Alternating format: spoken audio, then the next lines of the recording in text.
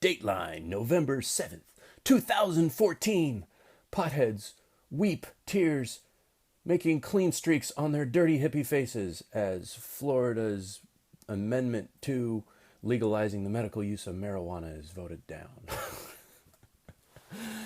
Oh man.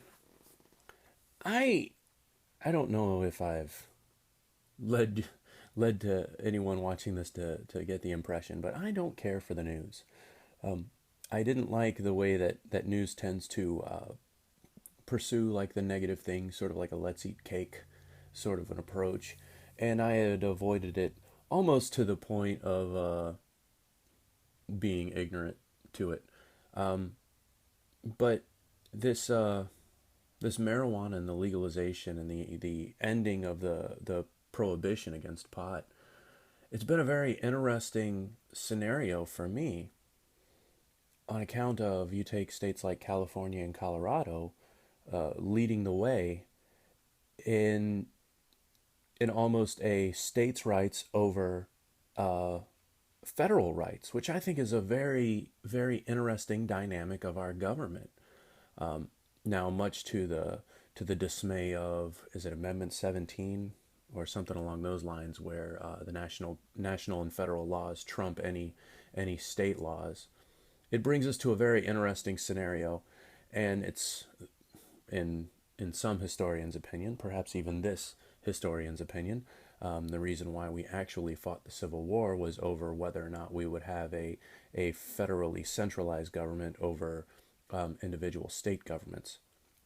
It could be argued what the original intention was of our nation. It could also be argued over, regardless of what the original intention is, which is more effective.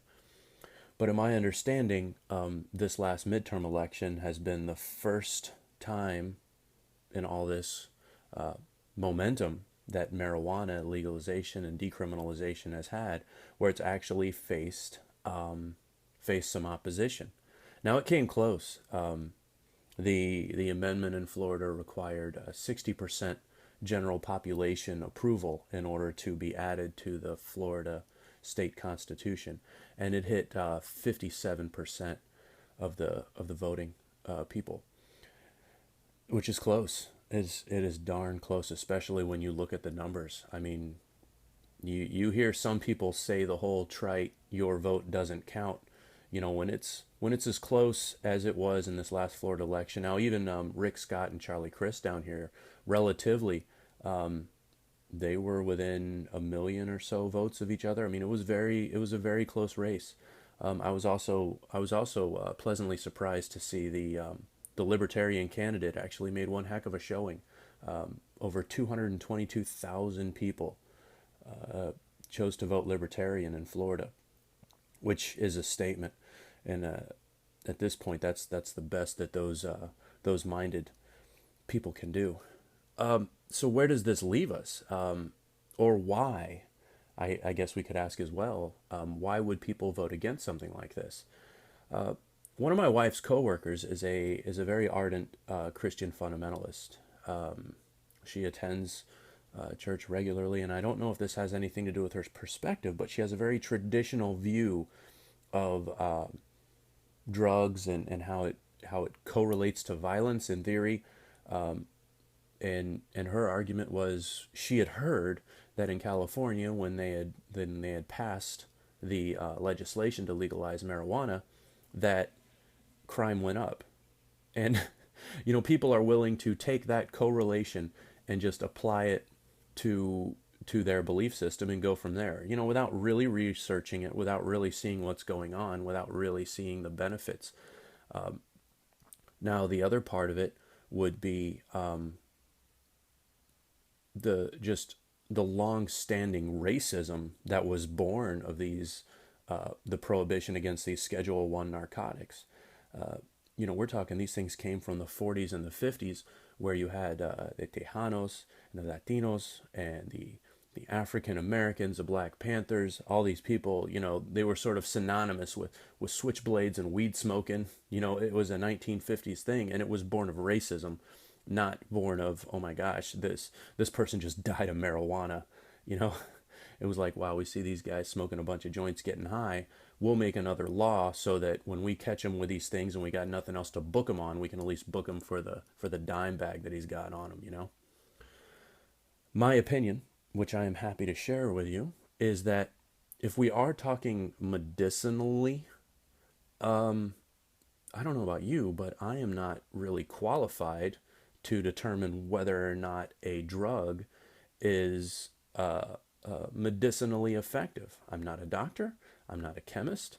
Now, I am willing to remove any artificial barriers within my power to allow doctors or chemists or researchers to have at their disposal whatever it takes to ease a person's pain or to end their suffering or to promote their health.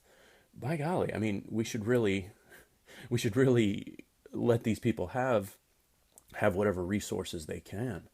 The thing about Schedule 1 narcotics is they apparently they have no medicinally redeemable qualities, you know, like your heroines or your cocaines.